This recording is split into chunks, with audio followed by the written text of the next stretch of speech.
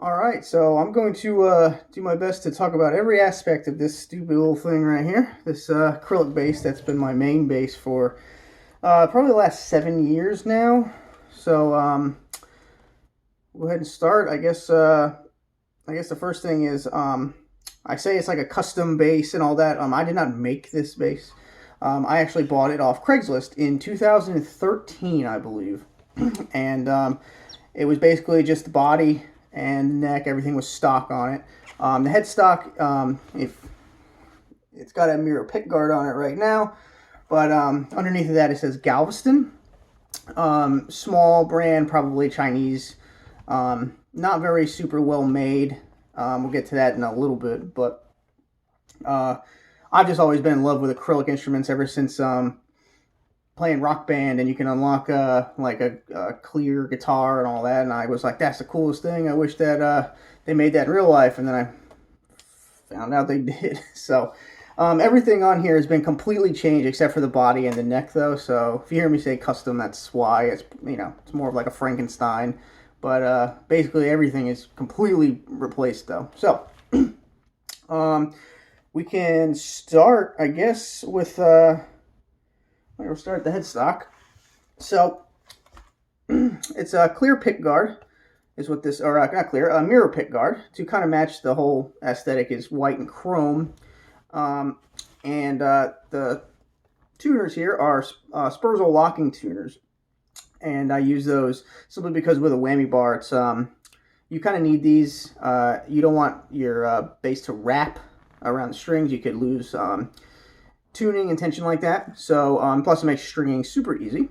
And this is signed by Billy Sheehan, who I got to meet Valentine's Day of 2018, and he's basically my biggest bass inspiration, so it was really cool for him to hold it and sign it. It's really sweet.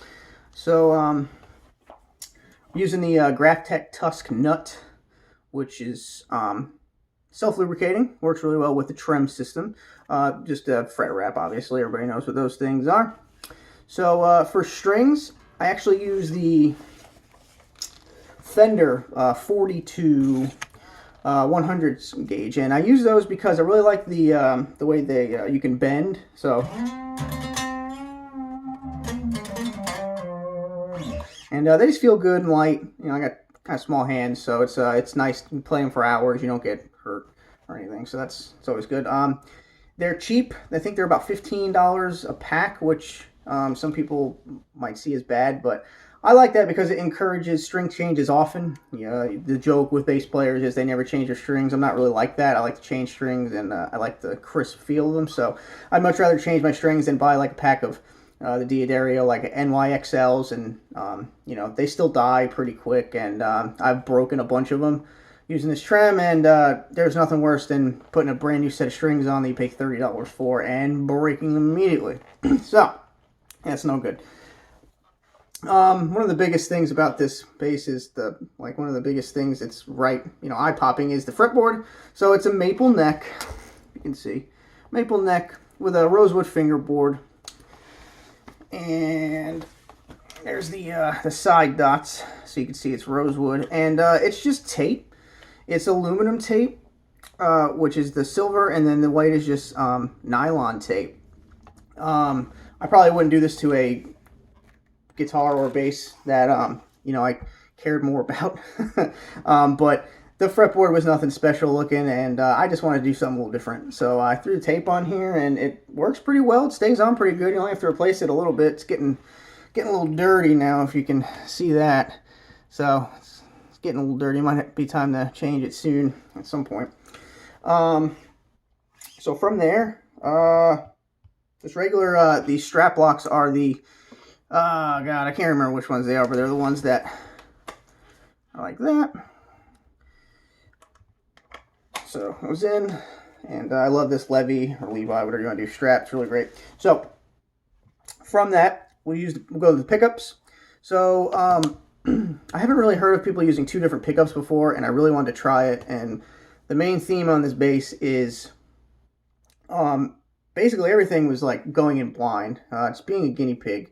I wish I had a better way to say it, but all it was, oh my god, I wonder what this would sound like, and I can't find any videos on it, so let's just try it. So the pickups are, this is an EMG JX, and this is an MEC, which is basically Warwick's brand. It goes in all their, like their, all of their basically, you know, their bases. They are both active, and I am running them with, let's see, we'll take it off again. I am running them on something called the 24 volt mod. So here's the back, if you can see everything. So that is the battery, and it's a 24 volt mod, so it lets you have a lot of increased headroom, and with active pickups it just kind of sounds better in my opinion. You see people do the 18 volt mod. 24 volt mod is great because it doesn't take any no modification. It's literally just a battery housing that takes two 23A batteries, which are 12 volts each. They're pretty cheap. You can get them for less than $1 each. And they last just as long. So it's really nice. And it's just really great. And I'm just a big active pickup guy when it comes to bass. Guitar, I'm definitely a passive person, like sound-wise, but for bass, active pickups just sound so good, and they cut through, and they're natural compression. So I did the two different pickups, though, because I really like the sound of the EMG in the neck. It's got a real fat, warm sound when it's compressed, and it just sounds really, really good and full. But for the bridge, I really wanted something more chimier and like cut through. And I've always liked the sound of those Warwick basses. They sound great. You know, the bass player for like Mudvayne, great example. He is you know, all his stuff is amazing, and you know, it cuts through really well. So being able to use these two pickups together is really great. The controls are just one volume controls both pickups. So I used to have a toggle switch, and I used to have double volumes and a tone, and this is the setup I like a lot. My favorite personally. Just one volume, just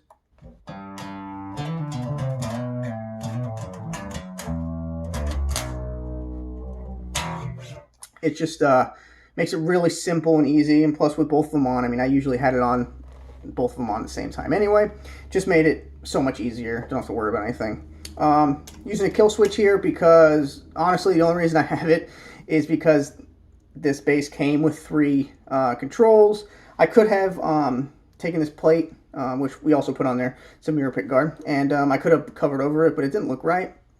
And the reason the shape of this is to the shape of the back plate, so that's why that's that shape. And there was a big hole there, and I didn't know what to put there. I had a pickup selector, I had a tone knob there, I had another volume for the other thing. I didn't know what to do with it, so I just threw a kill switch on there, and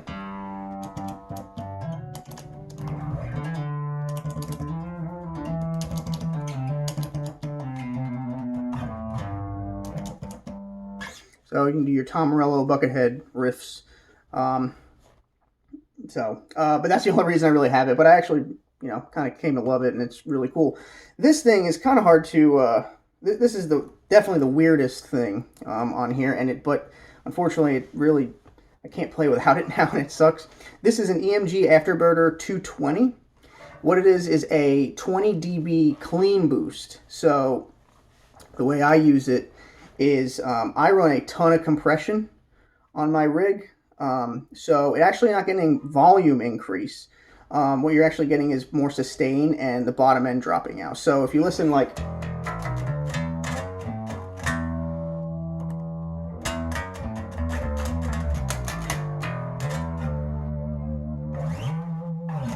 a really good way to hear it is just for the sustain.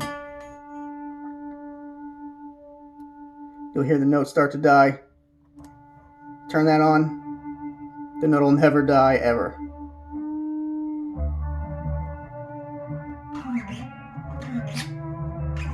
So the note will never ever die. And I use it for like tapping licks. So like, you know, if you want to like, but if you turn this on,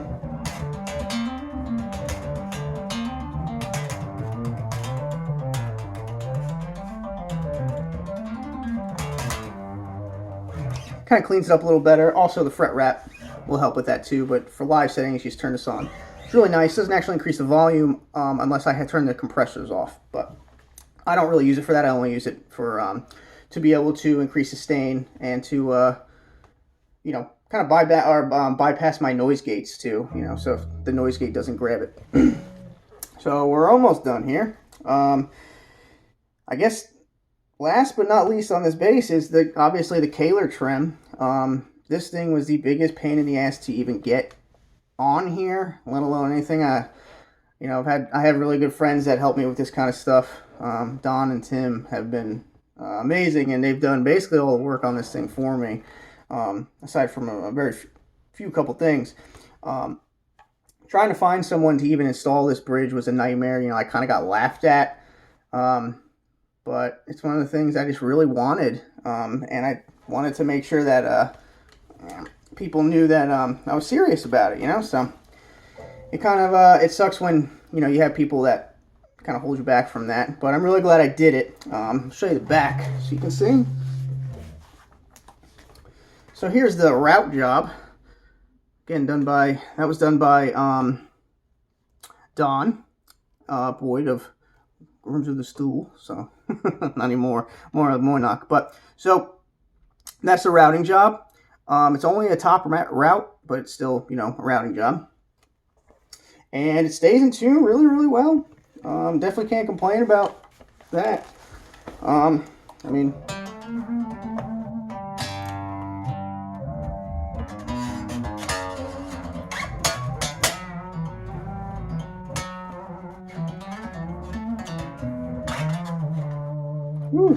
but stays in tune really, really good. And once you get it set up, and you know, it becomes second nature, and it's really, really great. So that is all the good things about this bass. There are a couple bad things that I fight with every single day. The main thing being is there's a you're not gonna be able to see it here, but there is definitely, I know you're supposed to do it from the other way, but there is a hump on the treble side, right at about starts about 17th fret. That makes most of the notes so here, I'll just so you can kind of hear them. This is what I have to deal with. So like,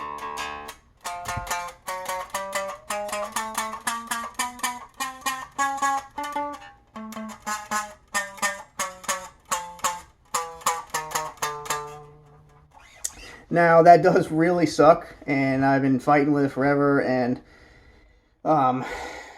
it just sucks, but you deal with it.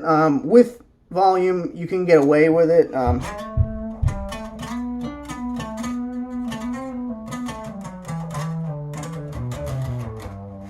With some, you know, light picking, especially considering I use a lot of compression, so it's not as bad.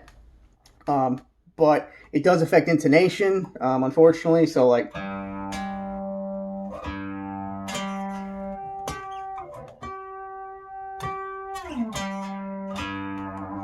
it's a little flat up there.